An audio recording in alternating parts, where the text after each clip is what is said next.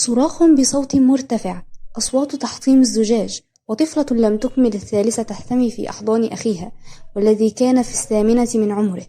الأم تصرخ تارة والأب يصرخ تارة أخرى، كلاهما لا يهتم بهؤلاء الأطفال الخائفين. انا زهقت من ام العيشه دي. انت واحد بخيل ومش مسؤول عن بيتك ولا عني انا وعيالك. انت اللي بتدلعي وكل شوية عايزة طلبات. انت عايزة كل يوم فراخ ولحمة ومانيكير وبديكير وشعري ومش شعري. ما تنسيش انا كنت جايبك ايه وخليتك ايه. انت كنت واحدة بيئة ومحدش بيبص ليها حتى.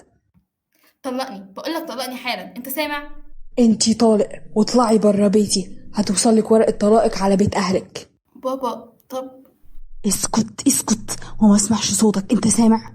وهكذا مرت الأيام بين محاكم وأوراق يجب تنفيذها، واستقر الوضع على أن الفتاة مع والدها والفتى مع والده. وهكذا مر عام وعامين وثلاثة، إلى أن أصبح عمر آدم 24 عاما وأروى 19 عاما. أشرقت الشمس معلنة يوما جديدا بتاريخ جديد على مدينة الإسكندرية. استيقظت أروى على صوت المنبه الخاص بهاتفها القديم. أغلقت عينيها عدة مرات للاعتياد على الضوء في الغرفة، ثم اعتدلت في جلستها، غسلت وجهها ثم توضأت لتصلي فرضها.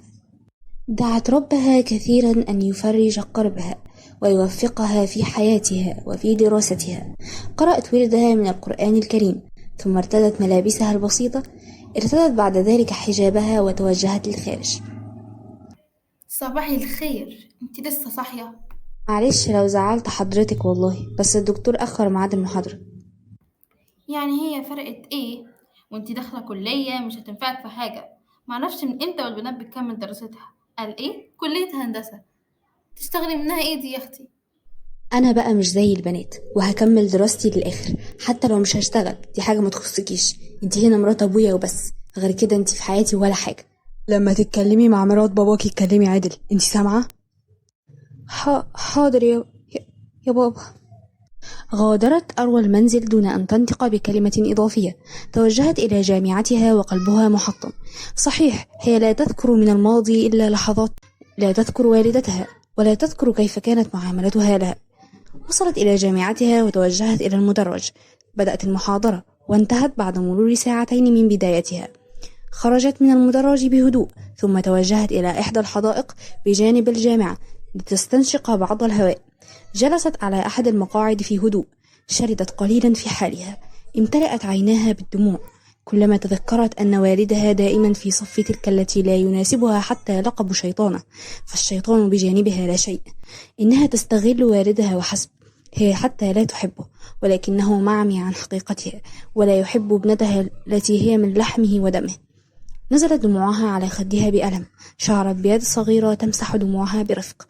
أفاقت من شرودها لتجد طفلا في الخامسة تقريبا يمسح لها دموعها. ابتسمت له بحنان وأخذته ليجلس على قدمها قائلة: اسمك إيه يا جميل أنت؟ اسمي أسد. اسد؟ اسد انت فين؟ يا مدام. الحمد لله. هو انا قلت كام مره ما تمشيش من جنبي؟ اقول لبابا يعني؟ لا لا، خلاص والله آخر مرة، هيقعد يزغزغني. اسفه لو كان ازعاج، بس هو شقي حبتين. لا لا، ولا إزعاج ولا حاجة، ده كيوت خالص ما شاء الله، ربنا يخليهولك. ربنا يهديه يا رب. يلا يا اسد عشان نمشي. يو بقى مش عايز. اسد.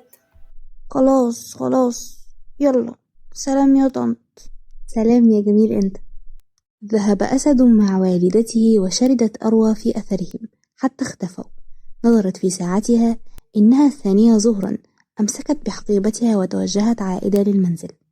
وعلى الجانب الآخر كانت تجلس نادمة حزينة، ولكن بما يفيد الندم الآن.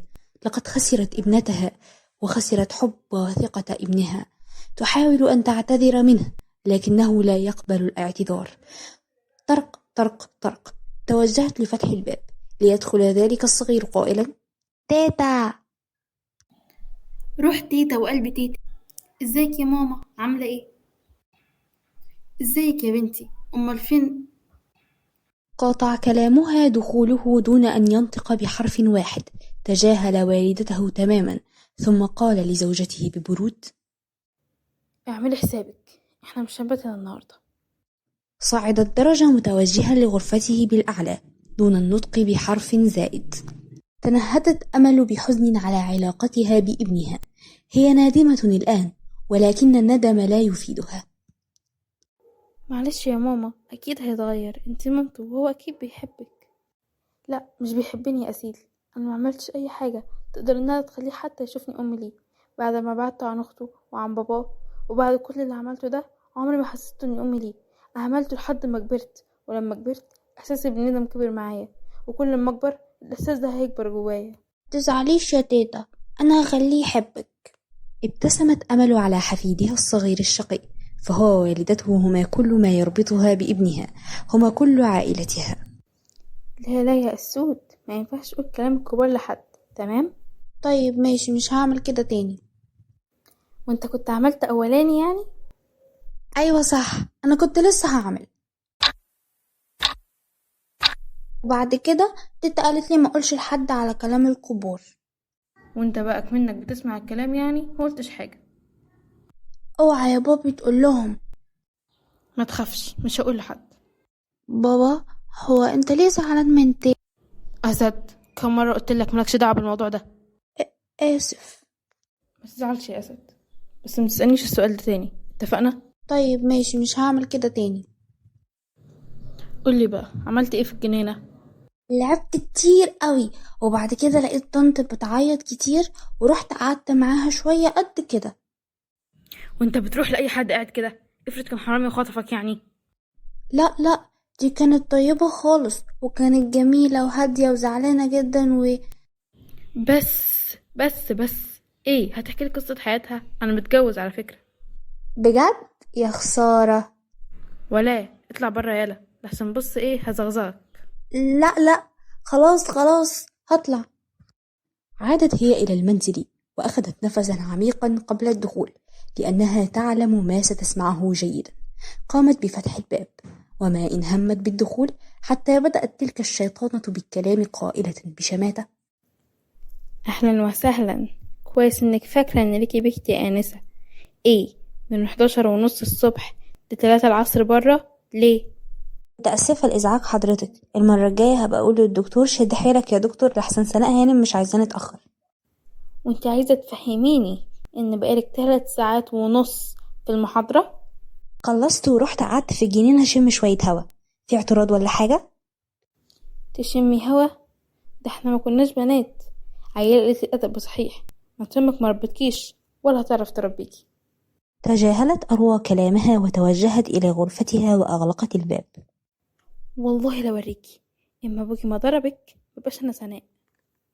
أسندت ظهرها على الباب بألم وحزن، وقلبها يتمزق من الداخل كلما تذكر تلك الأفعى، أن أمها لم تربيها، أو أن أمها قد تخلت عنها لأنها كرهتها. توجهت إلى الداخل بدلت ملابسها وقررت أن ترتاح قليلا، فهي متعبة ورأسها يؤلمها. يلا عشان هنمشي. لا يا بابا، عايزة بيت مع تيتا. لا يا أسد، ما ينفعش تبات هنا لوحدك، يلا عشان نروح وهجيبك بكرة مع ماما. يوه ماشي. دقائق وكانت أسيل وأسد عند الباب يودعان أمل، بينما هو خرج لينتظر في السيارة بالخارج. مع السلامة يا تيتا. سلام يا أسود. سلام بقى يا ماما عشان ما نتأخرش عليه برا. أشوفك بكرة إن شاء الله. أغلقت الباب بعد ذهابهم وتنهدت بحزن. دعت ربها أن يسامحها وأن تعود لها عائلتها الصغيرة مجددا. اعملي حسابك، احنا هنرجع القاهرة بعد بكرة. طب ومامتك يا آدم هتقعد لوحدها هنا؟ دي مش أمي، والسبب الوحيد اللي بيخليني أزورها عشان لما قابل ربنا ما خدش ذنبها، إنما ندمها وأسفها ده لنفسها، لأنه مش هيغير أي حاجة.